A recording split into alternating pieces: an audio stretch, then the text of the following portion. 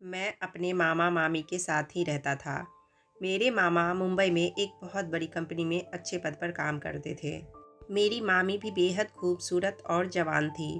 मैं अपनी मामी के साथ घर में अकेले ही रहा करता था। एक दिन जब मैं अपने कॉलेज से वापस घर आया तो मामी के कमरे का दरवाज़ा थोड़ा खुला हुआ दिख रहा था। जैसे ही मैं अंदर गया, वहाँ का नज़ारा देखकर मेरे पैरों तले ज़मीन निकल गई। मामी कपड़ों के बिना कभी कभी हम अपनी ज़िंदगी में ऐसी चीज़ें देख लेते हैं जिस पर यकीन करना बहुत मुश्किल हो जाता है। वह समय भी मेरे लिए कुछ ऐसा ही था। जो कुछ भी मुझे नज़र आ रहा था उस पर यकीन करना मेरे लिए बहुत मुश्किल था। मैं कैसे मान लेता वह सब।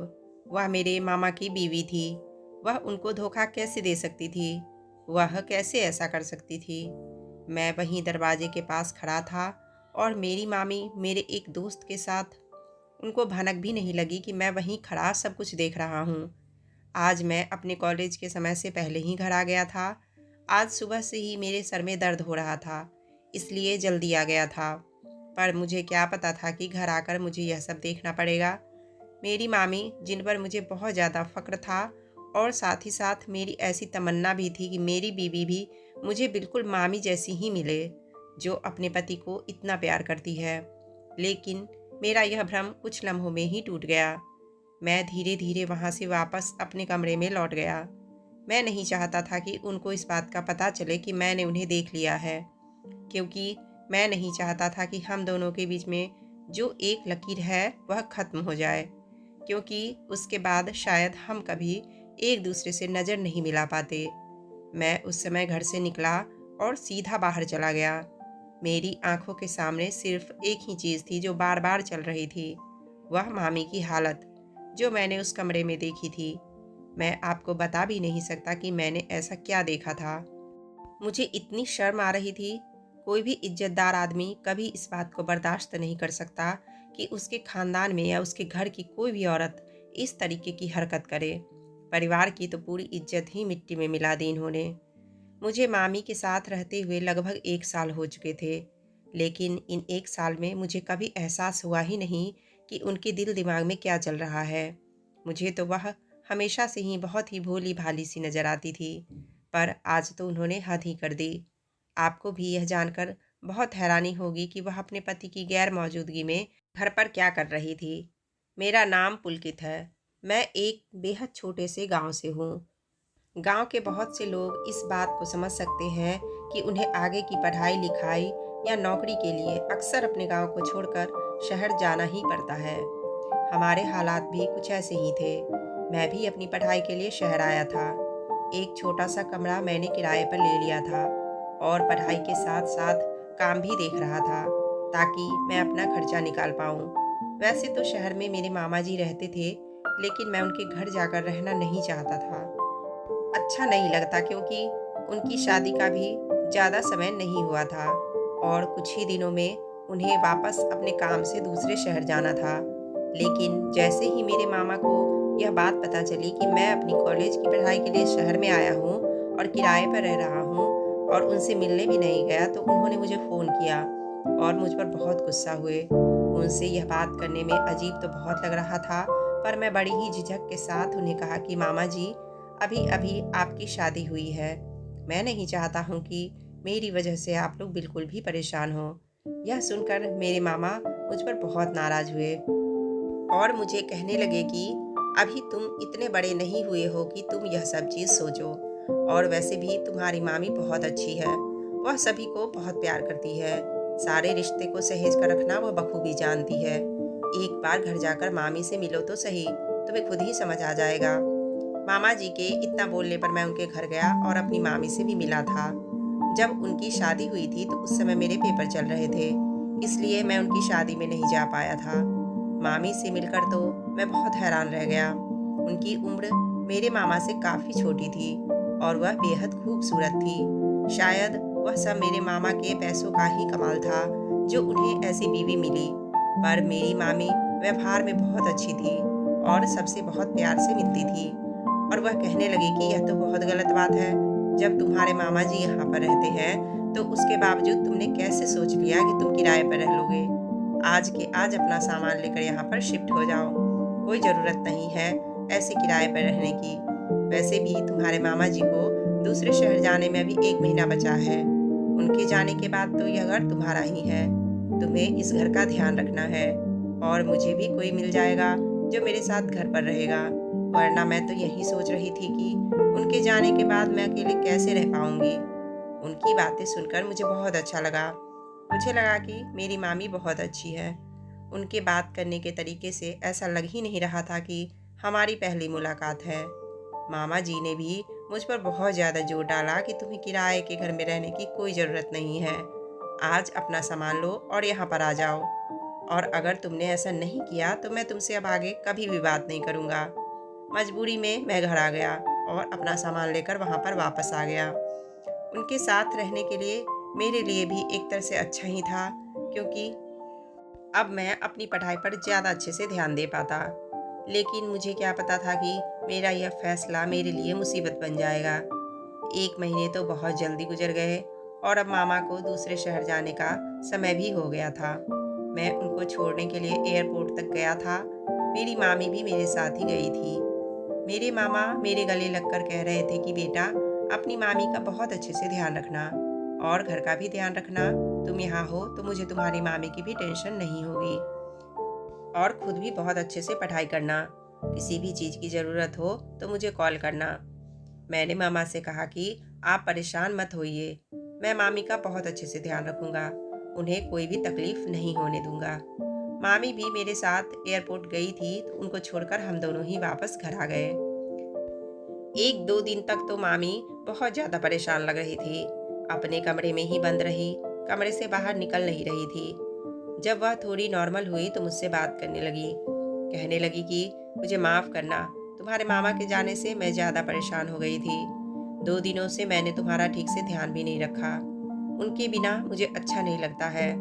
मैंने कहा कि मामी, कोई बात नहीं, मैं समझता हूँ। तो वह कहने लगी कि तुम मुझे मेरे नाम से बुलाया करो। मेरा नाम रीमा है। हम दोनों एक ही उम्र के तो हैं, तुम मुझे मामी कहते हो तो मुझे अजीब लगता है। उनकी बात सुनकर मैं ज़ोर-ज़ोर से हँसने लगा। वैसे तो वह ठीक ही कह रही थी, क्योंकि उनमें और मेरी उम्र में बिल्कुल भी फ़र्क नहीं था। लेकिन मैं उनको उनके नाम से कैसे पुकार सकता था? मुझे अच्छा नहीं लगता था। आखिर वह रिश्ते में तो मुझसे बड़ी ही थी। और जब तक मामा जी यहाँ थे, मैंने कभी भी उनको उनके नाम से बुलाया ही नहीं। तो अब मैं इस बारे में कैसे सोच सकता था? पर उनके बार-बार कहने पर मैंने उन्हें उनके नाम से पुकारना शुरू कर दिया। वह मेरा बहुत अच्छे से ध्यान रखती थी। उनका बहुत अच्छा व्यवहार था। उनके रहते ही मुझे किसी भी चीज़ की टेंशन लेने की कोई ज़रूरत नहीं थी। वह मेरे खाने-पीने तक का भी बहुत अच्छे से ध्यान रखती। जब तक मैं कॉलेज से नहीं आ जाता, वह खाने पर मेरा इंतज़ार करती थी। मामा का भी रोज़ फ़ोन आता था तो मामी उनसे ढेर सारी बातें किया करती थी। क्योंकि मैं मामी के साथ था तो मेरे मामा को भी उनकी ज़्यादा फ़िक्र नहीं थी कि उनकी बीवी कहीं अकेली है। अगर मामी को कहीं भी जाना होता था या शॉपिंग करनी होती थी तो मैं उनके साथ जाया करता। जैसे-जैसे दिन गुज़र रहे थे, हम दोनों एक दूसरे के बेहद करीब आते जा रहे थे। मामी का तो अंदाज़ ही प्यार वाला था। कभी-कभी तो मैं हैरान हो जाता था कि उन्होंने मामा से शादी कैसे कर ली, जबकि ना तो वह उनके बराबर की है और ना ही उन दोनों का व्यवहार एक दूसरे से बिल्कुल भी मिलता है। बिल्कुल उल्टे हैं दोनों एक दूसरे के। अब मामा को दूसरे शहर गए हुए लगभग 3 महीने से ऊपर हो चुके थे। हम दोनों एक दूसरे के साथ बहुत अच्छे से घुल-मिल चुके थे। एक दिन मेरे कॉलेज के कुछ दोस्त मामी के घर कुछ काम से आए थे। मेरे दोस्त मेरी मामी को देखकर बेहद हैरान हो गए और जब मैंने उन्हें बताया कि यह मेरी मामी है, तब तो उनको बिल्कुल भी भरोसा ही नहीं हो रहा था। मेरी मामी उनके लिए चाय नाश्ता लेकर आई और देकर वापस अपने कमरे में चली गई। वह इस कदर सुंदर थी कि मेरे दोस्त कहने लगे कि इतनी सुंदर बीवी को छोड़कर तुम्हारे मामा दूसरे शहर में कैसे रह लेते हैं। अगर हमारी बीवी इतनी सुंदर होगी तो हम तो उसको छोड़कर कभी ना जाएं। उन्हें बिल्कुल भी डर नहीं लगा। मैंने उन्हें इशारे में कहा कि चुप हो जाओ, रीमा सुन लेगी। उसके बाद वह लोग धीरे धीरे बात करने लगे। वैसे तो रीमा थी ही इतनी सुंदर कि कोई भी उसका आशिक हो जाए और मेरे दोस्त भी उन पर मर मिटे थे। लेकिन मैंने उन लोगों की बातों को मजाक में ले लिया। एक रात को मैं अपने कमरे में पानी रखना भूल गया। देर रात आंख खुली तो देखा पानी नहीं था। उठकर किचन में गया तो देखा कि रीमा चाय बना रही थी। उनके बाल गीले थे और उसके चेहरे को छू रहे थे। उसको इस तरीके से देखकर मेरा तो मानो दिल बेकाबू सा हो रहा था। मैं भी तो एक जवान लड़का ही था, जज्बात किसके नहीं होते। रीमा को भी मेरी मौजूदगी का एहसास हुआ।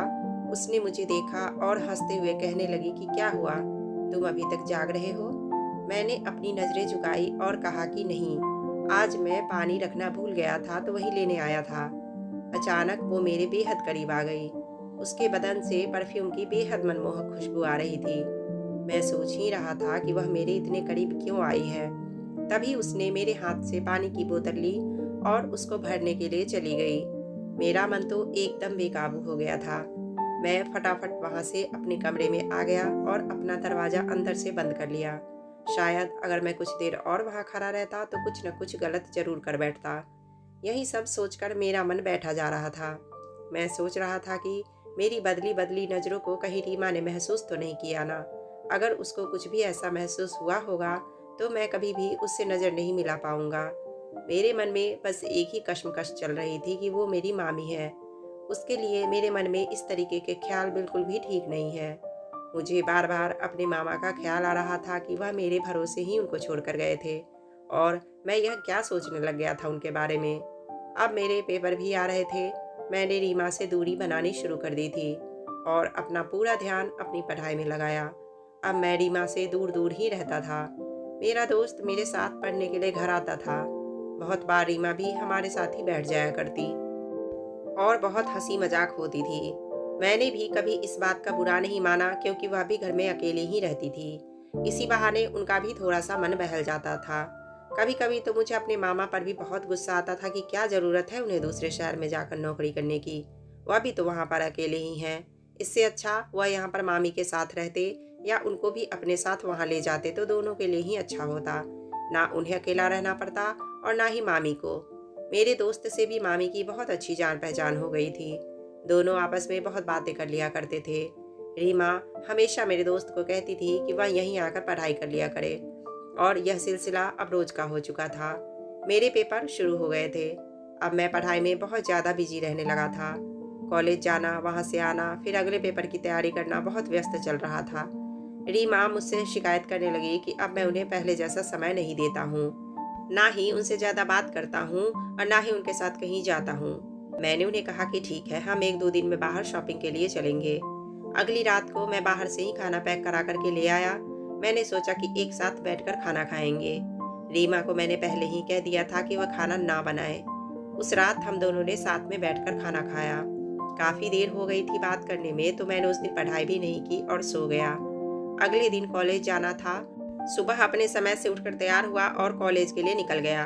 पर ना जाने क्यों उस दिन मुझे मेरी तबीयत थोड़ी ठीक नहीं लग रही थी, इसलिए मैं अपने कॉलेज से समय से पहले ही वापस आ गया। दरअसल कल रात को देर से सोने की वजह से मेरे साथ ऐसा हुआ था। मेरा सर बहुत तेज दर्द हो रहा था। मैंने रीमा को नहीं बताया था कि मैं जल्दी घर आ रहा हूँ, पर मुझे क्या पता था कि मेरे अचानक घर आने से मुझे अपने घर के अंदर यह सब कुछ देखना पड़ेगा। मेरे लिए अपने पैरों पर खड़ा होना भी बहुत मुश्किल हो गया था। वैसे तो मैं अपने दोस्त के साथ ही कॉलेज जाया करता था, पर उस दिन मैं बस के धक्के खाकर एकदम थक हार कर घर आया था। घर की एक चाबी भी हमेशा अपने पास ही रखता था, तो मैंने दरवाज़ा बिना बजाए खोला और अंदर चला गया। रीमा के कमरे के दरवाजे तक पहुंचा तो वो देखा उसका दरवाज़ा हल्का खुला हुआ था। अंदर मैंने जो देखा मेरे तो होश उड़ गए थे, क्योंकि अंदर कमरे में रीमा अकेली नहीं थी। उसके साथ मेरा वह दोस्त था जिसने मुझे सुबह ही कहा था कि आज उसकी तबीयत ठीक नहीं है तो वह कॉलेज नहीं आएगा। वह दोनों एक ऐसी स्थिति में थे जो मेरे लिए बयां करना मुश्किल है। मैं कभी सोच भी नहीं सकता था कि वह दोनों ऐसा करेंगे। रीमा मेरे दोस्त को हंसते हुए कह रही थी कि अच्छा हुआ मुझे तुम मिल गए, तुम्हारा दोस्त तो एक नामर्द निकला। मैंने तो उसे कई बार अपनी तरफ खींचने की कोशिश की, लेकिन कभी वह मेरे पास आया ही नहीं। वह दोनों मेरी बात कर रहे थे। क्या मेरी खूबसूरती ऐसी नहीं है जिससे कोई भी खींचा चला आए? मैंने उसे अपने करीब लाने की बहुत कोशिश की, पर वह मेरे पास आ ही नहीं रहा था। इसके बाद मैं समझ गई कि वह एक नामर्द होगा। अपने पति के जाने के बाद किस तन्हाई में मैंने अपनी रातें गुजारी है वह सिर्फ मैं ही जानती हूँ। वह तो मेरी तरफ कभी आंख उठाकर देखा भी नहीं। मेरा दोस्त जोर जोर से हंसते हुए कह रहा था कि अरे मैं आ गया हूँ, मैं तुम्हारा हमेशा ध्यान रखूंगा और तुम्हें हमेशा खुश रखूंगा। रीमा आगे कहने लगी, एक मेरा पति है जो मुझे यहाँ पर अकेला छोड़कर चला गया और तुम्हारे दोस्त को तो मैंने पूरा मौका दिया था, पर वह कभी मेरी तरफ ध्यान ही नहीं देता था। पता नहीं वह कैसा लड़का है। मेरे पति को तो ऐसा लगता है जैसे पैसे कमाना ही सब कुछ है। पैसे से सब चीज़ हो जाती है।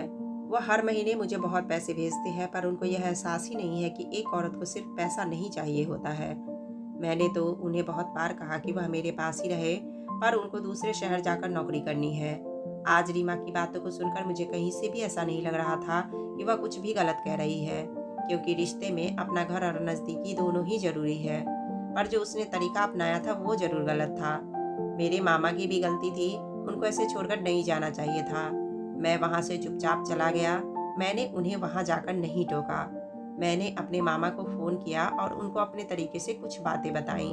मैंने उन्हें समझाया कि मामी आपके बिना बहुत परेशान रहती है, उनका कहीं पर भी मन नहीं लगता है। आप उन्हें अकेला छोड़कर मत जाइए, वह हमेशा आपके बिना रोती ही रहती है, और अगर ऐसा ही चलता रहा तो शायद वह एक दिन डिप्रेशन में चली जाएगी। मेरी बातों को सुनकर मामा कहने लगे कि मुझे भी वहाँ अकेला रहना बिल्कुल पसंद नहीं है।